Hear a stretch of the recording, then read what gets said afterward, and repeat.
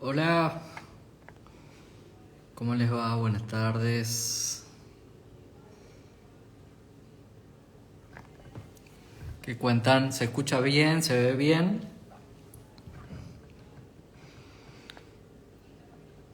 Bueno, vamos a tener un vivo,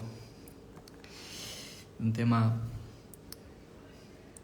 muy interesante, no tan divulgado. Vamos a invitar a la doctora Natalia Petris. Ella es inmunóloga, alergista. Vamos a sumarla.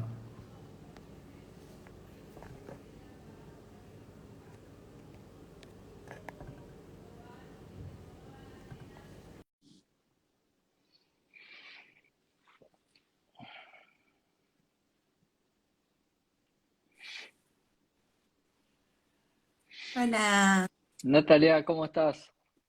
¿cómo estás, Fabio? Todo muy bien, ¿Todo todo muy bien, bien? todo bárbaro.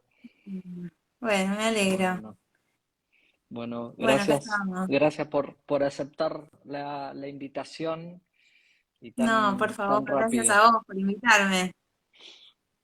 Excelente. Bueno, em, mira, están saludos de San Lorenzo, Santa Fe, desde Chile, nos están viendo de todos lados. Qué Bueno, lindo. sabes que se me ocurrió hacer un poco el vivo porque empecé a postear algo que es un tema que no es tan divulgado, tal vez no me gusta divulgar mucho sobre algo que no se conoce profundamente Ujú. en cuanto a diagnóstico, tratamiento, entonces eh, a veces es difícil divulgar porque te metes en camisa once vara y me parece Claro. que sí. Pero la realidad es que si no hablamos de esto, las redes se ocupan, la gente obviamente, aquellos que son intolerantes a la histamina o que tienen alergias alimentarias, buscan una respuesta. Entonces, uno de Ujú, los primeros lugares donde se meten es Google y en el segundo son las redes sociales. Entonces, bien. a partir de ahí fue que decidí hablar un poco de la intolerancia a la histamina. Ujú. Em, no sé si querés hablar vos primero de lo que es la intolerancia y ahí buscamos la diferencia con las alergias alimentarias. ¿Te parece que hagamos así? Sí, en realidad un poco vos decías recién todo lo que no sabemos, ¿no? Pero hay muchas cosas que sí sabemos. Y es importante resaltar eso, ¿no? Yo a veces a los pacientes cuando vienen con síntomas así muy inespecíficos, que a veces traen hace mucho tiempo y que les afecta mucho en su calidad de vida, también está bueno pensar en lo que no es, ¿no? O sea, que el paciente tal vez yo muchas veces recalco eso, que tal vez no se van a ir con un diagnóstico preciso de algo, pero sí sabemos lo que no es. Entonces a mí me encanta poder, a través del interrogatorio en el consultorio y demás, y hablando mucho de todo lo que implican tener síntomas cotidianamente en lo que afecta a nuestra vida diaria, también está bueno decir, mira, esto no es una alergia alimentaria, o esto no es una intolerancia a la histamina, o esto no es. Entonces, no es de riesgo de vida, por ejemplo, o no tenés que hacer una dieta de exclusión de tal alimento porque claramente los síntomas siguen.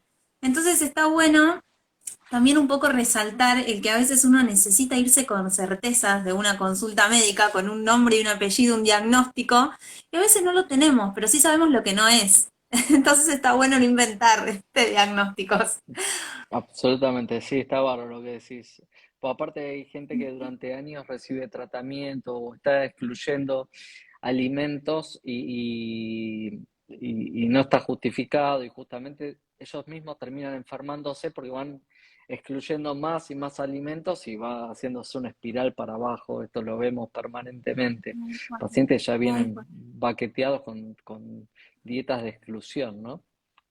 Sí, y bueno, también en los chicos vemos muchos riesgo nutricional, vemos niños y niñas que bajan de peso, que bajan de talla por dietas extremadamente restrictivas, que empiezan a sacar de a un alimento y terminan sacando todo y siguen los síntomas. Entonces, la verdad es que es importante primero consultar al médico, no estar comparándose digamos, con otros pacientes, porque cada paciente es muy particular. Y eso, ¿no? Consultar, sacarse las dudas, poder charlarlo, me parece importantísimo, ¿no? No quedarse con eso de, bueno, voy a seguir evitando y sacando alimentos por las dudas, sino, bueno, hacer estudios que realmente sirvan, porque también esa es otra, porque con el afán de buscar diagnósticos, muchas veces se ponen en gastos con estudios que no hay evidencia científica realmente, y que con el resultado tampoco se hace nada, ese también es el problema. Entonces es importante consultar y ver bien qué es lo que está pasando. Sumamente importante, sumamente importante. La Ujú. consulta, obviamente, pueden guiarse por algo en Instagram, pero la verdad que esto no reemplaza una consulta absolutamente. Recién escribían cefalea y distensión abdominal. La verdad es que hace falta una consulta, eso tranquilamente podría ser una sensibilidad al gluten, una enfermedad celíaca. Por eso es la Una consulta. migraña, claro. Ujú. Fundamental, fundamental. No Ujú. meter dentro de una bolsa todo porque justamente no es así. Así que bueno, Sí, a mí eh, la verdad siempre me gusta explicarles a mis pacientes lo que creo que tienen, porque si uno entiende lo que tiene, realmente es mucho más fácil seguir un tratamiento, ¿no? Y es mucho más fácil quedarse tranquilo, no tener ansiedad. O sea, siempre trato de que se vayan con lo más claro posible, digamos, del concepto de qué es lo que les está ocurriendo. Pero a veces es difícil porque pensemos que a veces ni siquiera los médicos entendemos determinadas patologías o cómo funcionan. Entonces, yo trato de explicarles de la mejor manera posible estas diferencias, ¿no? Porque parece todo muy similar, pero en realidad las alergias alimentarias, o sea, para que haya una alergia, sí o sí, el sistema inmune, o sea, nuestras defensas se tienen que estar defendiendo contra una proteína de un alimento. O sea, nuestro sistema inmune se cree que esa proteína alimentaria es como si fuera un microbio, un bicho, algo que los va a atacar. Entonces te activas, te defendés, te inflamás. Y te podés inflamar de una forma muy aguda, y son las típicas alergias alimentarias que se ven en las películas, que cierra la garganta, que se hinchan, que empiezan con vómitos inmediatos, urticaria.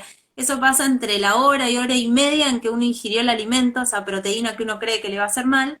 Y después están las alergias alimentarias como más crónicas, en las que hay una inflamación más crónica, más solapada, uno se va como defendiendo en forma crónica, esa inflamación aparece y puede inflamar el sistema gastrointestinal y tener diarreas crónicas y dolores crónicos. Esas son más difíciles de diagnosticar, pero en general esas, que son las más crónicas, se diagnostican haciendo una dieta de exclusión por un par de semanas, 4 semanas, y después volviendo a introducir el alimento que uno sospecha.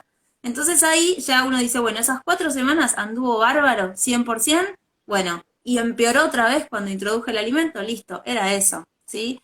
Esa es la mejor forma de diagnosticar estas alergias crónicas, y es verdad que a veces hay, o sea, con el gastroenterólogo hay que hacer alguna endoscopia a ver el grado de inflamación, a ver si no puede llegar a ser una alergia o una celiaquía o una enfermedad inflamatoria u otra cosa. Eh, pero bueno, en general esas alergias se diagnostican de esa manera, o sea, con la dieta de evitación y sí o sí la provocación se llama. Y después las intolerancias a la histamina, nada que ver. O sea, nuestro sistema inmune está totalmente planchado. Está re tranquilo en la intolerancia a la histamina. No se cree que el alimento le va a hacer mal, sino que no sabe cómo metabolizarlo. O sea, comemos una cantidad, un alimento que tiene una cantidad de histamina que no la podemos digerir, metabolizar, procesar, se acumula y la histamina en sí misma da esos síntomas de dolor abdominal, dolor de cabeza, síntomas variados de todo tipo. Y esa es la diferencia fundamental entre una y la otra, ¿no? No sé si Fabio, más o menos, como para que se entienda. sí, por ahí puede surgir la confusión, es que hay algunos alimentos que a veces pueden ser alergénicos y Ujú. generar síntomas similares, y ahí me parece que está la Claro. expertise de alguien en cuanto a decir, bueno, vamos a hacer quizá un estudio de provocación o inmunoglobulina E para ver si hay algo que pueda orientar a que existe alergia, ¿no? Totalmente, sí, eso es importante y sobre todo en estas alergias cuando son inmediatas, que esas sí ponen en riesgo la vida. Si uno duda, ahí sí hay que buscar esos anticuerpos que están aumentados, que se llaman IgE, contra esa proteína que yo sospecho, y si están esos anticuerpos, esa provocación no se hace porque podemos poner en riesgo al paciente. Entonces, ahí es esto que decís del expertise, o bueno, de ver a ver este diagnóstico diferencial, si realmente es una alergia IgE mediada y pone en riesgo al paciente, o si es una intolerancia a la histamina, que en general lo que hay que hacer es reducir los alimentos que contienen mucha histamina y el paciente está mejor o mejora, sin riesgo de vida. ¿Mm? Bien, entonces la intolerancia a la histamina, como dijiste vos, es una incapacidad para metabolizar, para desarmar la histamina que se ingiere, ¿sí? Ujú. Básicamente, ¿en qué alimentos podemos encontrar más histamina como para contarle a los pacientes a ver cuáles son los alimentos que más histamina pueden tener? Bueno, los alimentos que tienen más histamina muchas veces son enlatados, son quesos que son los quesos más duros, el vino muchas veces tiene histamina, muchas veces grandes cantidades de espinaca o de chocolate, o digamos, hay algunas frutas, inclusive el tomate a veces puede tener mucha cantidad, la frutilla. Lo que caracteriza esto es que hay días que tengo muchos síntomas por comer histamina y otros días que tengo no, o sea, comiendo tal vez la misma cantidad, tengo menos. O sea, depende de cuán esté activo mi metabolismo para poder degradarla. Que eso se diferencia en la alergia alimentaria. En la alergia alimentaria, siempre que como, siempre tengo la reacción, ¿sí? También. Entonces es importante ahí poder diferenciarlo. Bien, ¿cuánto tiempo pasa desde que estamos comiendo hasta que empieza la manifestación? Porque también hay mucho, a ver, hay gente que se larga a hablar, sobre todo la parte genética, y están hablando de que días posteriores al consumo de histamina pueden aparecer los síntomas, y no es así, ¿no? No, tal cual, no, no, nada que ver. No, no, no es así. O sea, en general es como es una sustancia que no puedo metabolizar, la ingiero, se acumula y ahí me da los síntomas. Es el mismo día. Entonces, en general, cuando son, yo sospecho intolerancia a la histamina o estas alergias inmediatas, en general es lo que comió el paciente hora y media, 2 horas antes. Ya no importa qué comió el fin de semana, si fue un cumpleaños, si comió, digamos, snacks, si hizo, digamos, ya eso no importa, ¿sí? Entonces es importante la ingesta inmediata, o sea, la relación causal nosotros la vemos mucho entre la aparición del síntoma y la ingesta del alimento, el tiempo que pasó. Bien, entonces la sintomatología, no solo hay síntomas digestivos, sino que puede aparecer mucha cefalea, a veces cefalea que no tiene mucha explicación, sobre todo después de la ingesta de determinados alimentos, y también puede aparecer un rash, ¿no? Sí, tal cual. Inclusive eso se ve en la máxima expresión, se llama síndrome de escombroide, que es cuando uno come un pescado que está en mal estado, que está medio viejo, por decirlo de alguna manera, y se acumula mucha histamina y es una intoxicación por pescado. Ahí yo metabolizo bien la histamina, pero estaba muy, muy acumulada en lo que comí, ¿no? Excelente, excelente. Bueno, ¿cómo uno puede hacer el diagnóstico de esta intolerancia a la histamina? Debido a que la verdad es que hasta ahora lo que es el dosaje de histamina, el dosaje de la diaminoxidasa o DAO, y la parte genética, por lo menos no hay evidencia que esto sirva como para realizar el diagnóstico. Sí, a veces, digamos, yo lo que le digo a los pacientes es primero pensar en lo más grave. O sea, una vez descartadas las alergias IgE mediadas, que son estas que se producen en forma inmediata, bueno, ahí sí puedo llegar a pensar en intolerancia a la histamina y tal vez lo que se puede hacer es, bueno, bajar los alimentos, el consumo de alimentos que tengan mucha histamina si yo asocié el síntoma con la ingesta, ¿no? Y ahí uno trata de hacer el diagnóstico, pero la verdad es que todos los otros estudios todavía no tenemos ninguna herramienta diagnóstica bien clarita como para pedirle un laboratorio, un test que nos pueda identificar si realmente es esta deficiencia de la DAO o no. Entonces, es importante, importantísima la clínica, o sea, guiarse a nivel clínico a través del interrogatorio y de ver los síntomas en relación a la ingesta y descartar las otras cosas sí más graves como la alergia IgE mediada. Bien, entonces sugerís la consulta con el especialista, no sugerís estar buscando dosar histamina por ahí o DAO, ni menos hacer test genético que cuestan fortuna y no tienen ningún sentido, ¿sí? Sí, totalmente. Justo hoy vi un paciente que terrible la cantidad de plata que gastó, vino con una dieta súper restrictiva y no sirve para nada, realmente. Es penoso, es penoso. Bien, a partir de ahí identifican los alimentos y como vos dijiste, tratar de evitar aquellos alimentos que se pueden sospechar que tienen alta cantidad de histamina.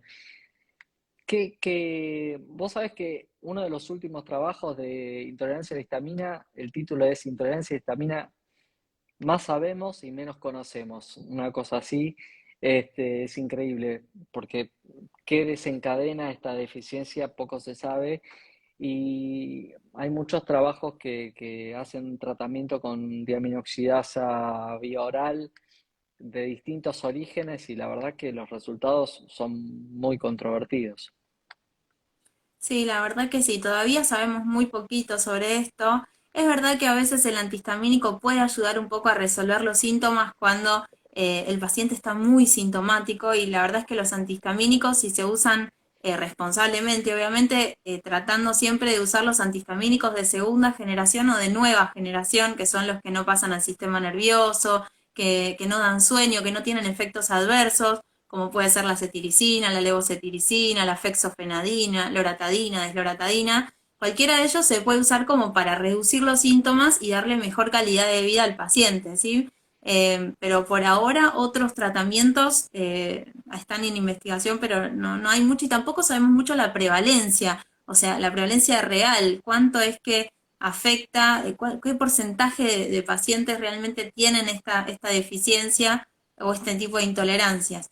Entonces es muy difícil, todavía hay mucho por investigar, pero bueno, mientras tanto podemos ayudar a los pacientes, por lo menos en lo que te decía al principio, diciéndoles lo que no es, o sea, que no sigan buscando digamos, en donde ya sabemos que no es, o sea, si no es una alergia alimentaria, no hace falta seguir haciendo dietas de restricción y tal vez si es esto, en una de esas, si están con muchos síntomas, un antihistamínico de segunda generación puede ayudar y también lo que vemos mucho es eso, que usan antihistamínicos de los viejos, de los que pasan al sistema nervioso, entonces los pacientes vienen con mucho sueño, que se duermen en el trabajo, que no pueden manejar. Eh, la verdad es que no hace falta pasarla mal, o sea, para eso están los antihistamínicos nuevos y se deberían, ya todas las guías están desaconsejando a los viejos, ¿sí? Como la difenidramina o la hidroxicina.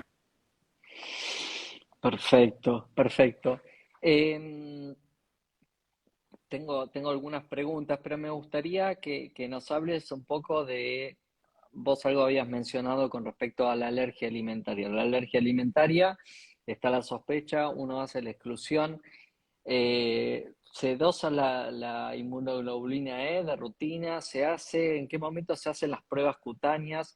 ¿Sirven esos paneles que ofrecen con múltiples antígenos que también cuestan 200.000 Sí. pesos y una cosa así?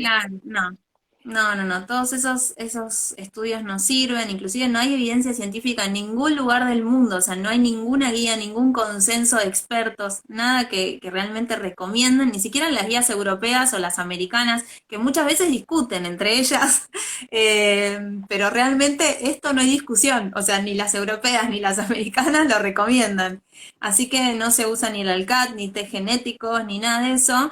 Y siempre que pedimos un test cutáneo o una IgE específica, es siempre en relación al interrogatorio, a los síntomas clínicos que tuvo el paciente con el alimento. No sirve pedir, por ejemplo, que venga un paciente y tiene síntomas, come pescado, empieza a vomitar por pescado, se hincha, muy inmediatamente a la ingesta, digo, bueno, le voy a pedir anticuerpos IgE contra el pescado o un test cutáneo contra el pescado para buscar esos anticuerpos, pero no se pide todo el resto. No le pido IgE específica para leche, huevo, trigo, soja, porque no tuvo síntomas con esos otros alimentos. Entonces, pedir así por pedir, porque a veces nos da positivo y el paciente puede tener esos anticuerpos IgE, pero que no sean efectivos como para desencadenarle una alergia. O sea, que clínicamente el paciente tenga esos anticuerpos, pero que no tenga la alergia a ese alimento y que lo coma y lo tolere perfecto.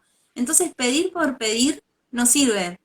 Me pasa todos los días, creo, en el consultorio que me dicen las mamás, bueno, ya que estás, pedile para todo, ya que le vas a hacer, aprovechamos el pinchacito y le pedís para todo. Y no sirve, le digo, y si me da positivo para la leche y toma todos los días leche y no tiene síntomas, ¿para qué lo vamos a pedir? O sea, uno cuando pide un estudio en cualquier diagnóstico que uno sospeche, tiene que saber qué va a hacer con el resultado. Y si realmente va a cambiar la conducta clínica, porque los estudios diagnósticos están para ayudarnos a confirmar algo que estamos sospechando, no buscar por buscar, porque la verdad es que si uno no sabe lo que busca, no entiende lo que encuentra, ¿no? Así que es importante siempre que nos guiemos por la clínica. Excelente concepto, porque si no es una batería de estudios o te voy a pedir lo ultra específico y la verdad es justamente lo que más aporta es el interrogatorio y después tratar de confirmarlo mediante estudios. Bien, Totalmente. bueno, están haciendo algunas preguntas, hicieron varias, pero yo anoté algunas que ya me habían mandado. Eh, Creo que ya la mayoría contestaste. ¿Cuál es el mejor tip para detectar si hay histamina o intolerancia a histamina? Parece que es un poco la prueba de exclusión y de provocación, pero otra vez no hacerlo solo, sino hacer la consulta, porque justamente sí puede haber algo riesgoso, no lo es la intolerancia a la histamina, pero sí puede ser una alergia, por ejemplo, a pescado, ¿no? Tal cual, tal cual. Sí, siempre lo que hacemos primero es eso, buscar, bueno, ¿tiene riesgo o no tiene riesgo? Y ya si no tiene riesgo, bueno, ahí sí nos permite ir viendo de a poquito si sacando el alimento mejora, si volviendo a introducir empeora, bueno, ahí nos va guiando y cuán estrictos tenemos que ser con esa evitación también, porque no todos los pacientes son iguales. Hay vemos un montón de pacientes que vienen con un grado como que es muy estricta la dieta, pero al punto de que cambian las cacerolas, cambian la olla, no van a comer a ningún lado, no usan otros utensilios de cocina que no sean los de ellos, y tal vez no hace falta tan estricto hacerlo.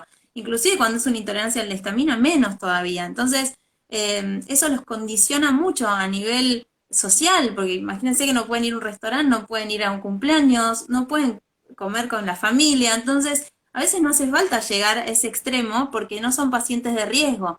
Obviamente si es un paciente que lo requiere porque tiene mucha sensibilidad, tiene muchos anticuerpos IgE contra determinada proteína, por ejemplo del pescado, que hay pacientes o hay casos reportados de pacientes que cocinan el pescado en el mismo ambiente y por el vapor ya tienen síntomas. Bueno, esos pacientes sí son muy sensibles y requieren un cuidado extremo. Pero la mayoría de los pacientes no requieren tantos cuidados.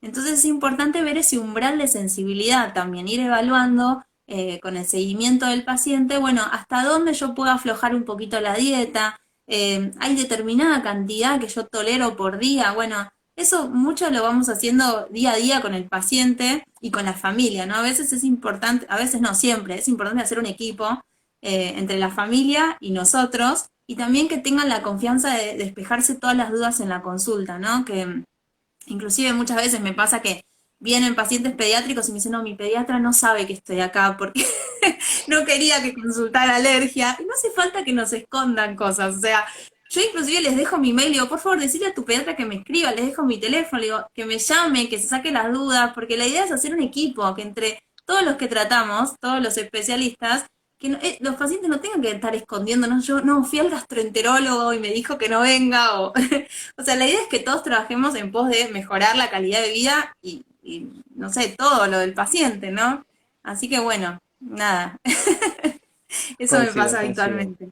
Justo hoy te derivé una pacientita que me hablaron de Córdoba y lo que le dije es eso, lo que hace falta es alguien que articule entre un alergista, un gastroenterólogo, un nutricionista para poder mejorar esto, porque si no, no va a salir de este cuadro, es así, Tal totalmente, cual, tal cual. Y el pediatra, el totalmente. médico de cabecera son los que más o menos digamos, regulan o que te acompañan. Yo muchas veces me preguntan cosas de pediatría general. Y yo le digo, bueno, pero decile a tu pediatra, hablalo con él, que, porque a veces queda en la decisión del paciente a quién hacerle caso. Y eso es horrible porque, eh, digamos, es muy difícil decir, bueno, ¿a quién le hago caso? ¿A mi pediatra, al mi médico de cabecera, al gastroenterólogo, al alergista? Entonces, está bueno que, digamos, cuando es así, que les exijan a sus médicos que se comuniquen entre ellos, cuando no hay acuerdo en las indicaciones. O sea, yo hago eso habitualmente. Yo cuando veo que me dicen, no, mira, mi pediatra opina otra cosa, voy a decirle que me llame y lo hablamos, porque tal vez el pediatra, que lo sigue desde que nació, ve otra cosa que yo no vi y que es muy difícil para la familia transmitirlo en la consulta. Entonces, es súper importante que podamos estar todos comunicados, ¿sí? Y que los pacientes no nos escondan cosas, o sea, que podemos charlar todo, ¿no? O sea, así que bueno, Yo como creo que consejo, la mejor forma de ayudar a un paciente es esa, justamente poniéndose de acuerdo entre las distintas especialidades y todas las especialidades tratando al paciente, porque si no ahí es cuando tal vienen cual. la Y incomunicación. más en estos casos de estas patologías que hay tantos grises, que hay tantas pocas certezas. Entonces, a veces lo mismo, tal vez vos ves un paciente y le indicas algo, yo le indico otra cosa, y no es tan mal ninguna de las dos indicaciones. Hay que ver qué es lo mejor para ese paciente. Entonces, en una de esas tenemos que hablar todos y ver a ver qué es lo mejor. Entonces, realmente la comunidad.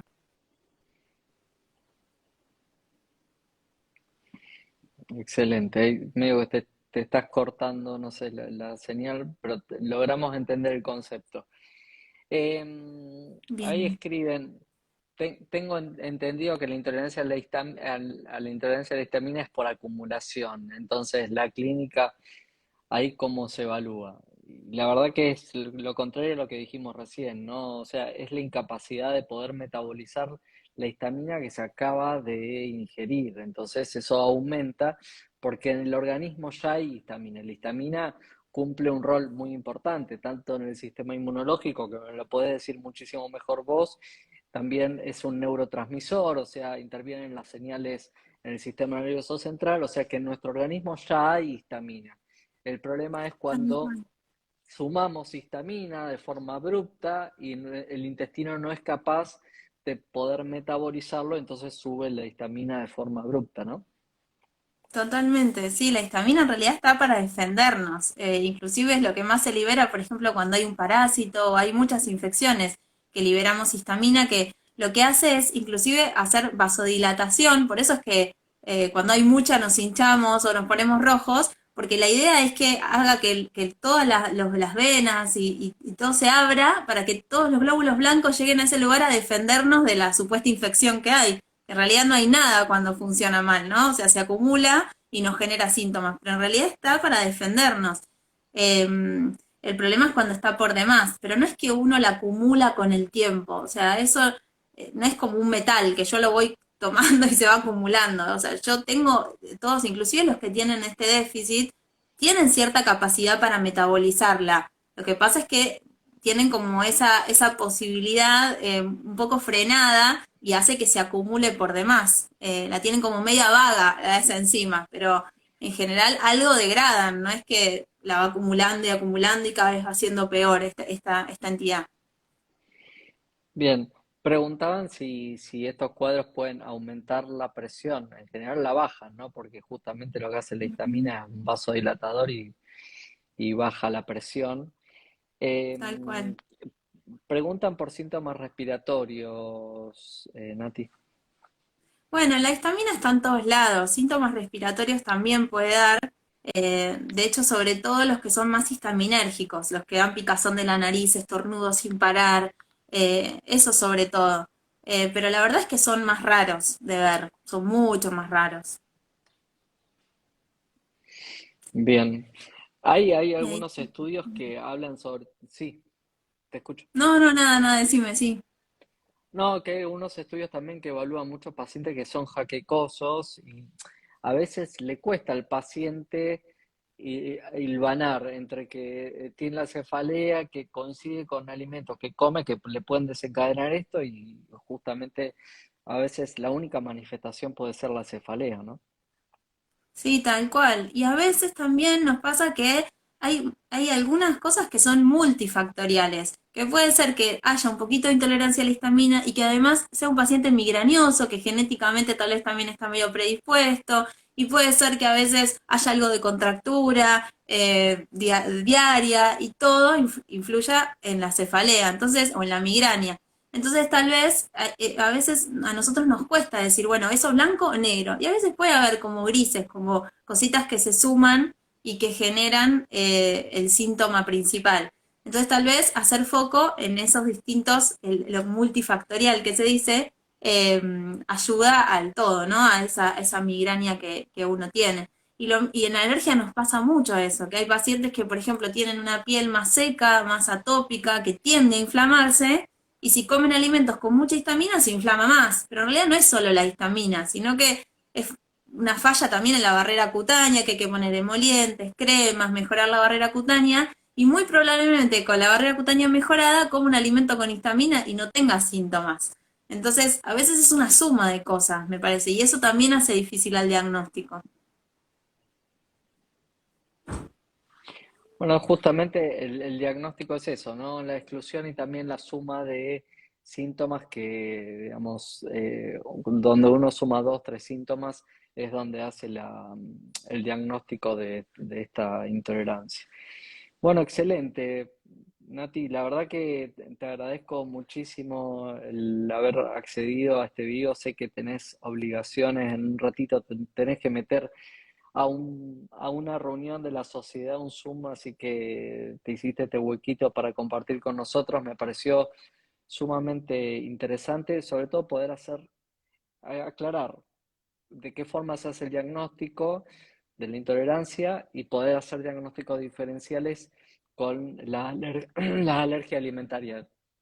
Sobre todo el mayor concepto es justamente la consulta con el especialista, ¿no?